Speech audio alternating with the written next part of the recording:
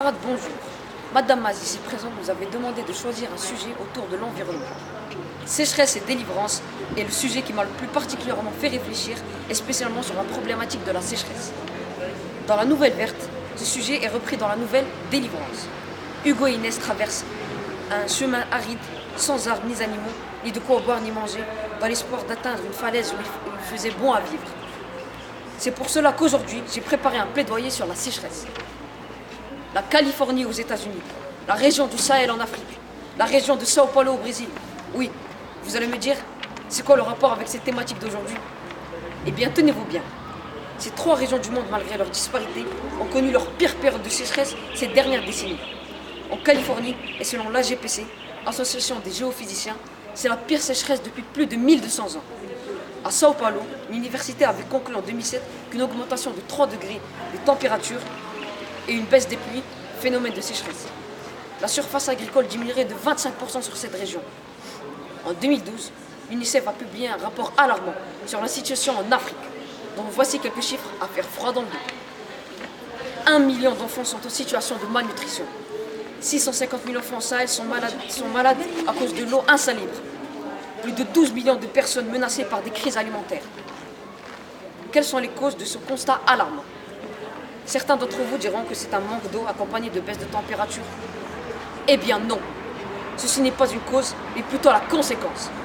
La vraie cause, chers camarades, c'est nous. Oui, nous. En effet, l'homme avec un grand H, comme on aime le qualifier avec son soi-disant développement et progrès industriel de ces deux derniers siècles, le 20e et le 21e, est la vraie cause de cette sécheresse. La revue Nature, référence parmi les publications scientifiques, sorte de cahier de légende des scientifiques, avance la thèse suivante. L'environnement sous l'effet des dégradations causées par nous pourrait, tenez-vous bien, s'effondrer totalement et sans retour d'ici la fin de ce siècle. Et pendant ce temps-là, qu'est-ce que nous faisons, vous et moi? Eh bien, nous continuons à nourrir chaque jour ce système et ces entreprises qui nous conduisent à notre perte. Vous allez me dire comment? Soit nous utilisons chaque jour des moyens de transport qui polluent l'atmosphère et favorisent l'émission des gaz à effet de serre, ou bien nous consommons chaque jour des produits venant parfois d'usines qui ne respectent pas l'environnement. Ou alors nous utilisons chaque jour la climatisation et le réfrigérateur pour soi-disant notre bien-être, alors qu'il dégage un gaz qui affecte la couche d'ozone. Sécheresse, fatalité ou délivrance? Sommes-nous face à un phénomène irréversible, tel une barque prise au piège par un courant d'air la traînant vers la catastrophe? C'est pourquoi les plus pessimistes d'entre nous disent que malgré les meilleures intentions, il existe un fossé entre les engagements déclarés et les actions sur le terrain.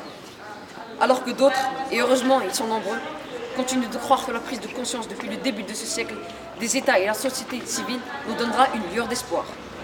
Le fruit de cette prise de conscience a abouti cette année à une conférence mondiale sur le climat et va avoir lieu à Marrakech du 7 au 18 novembre 2016 appelée COP22.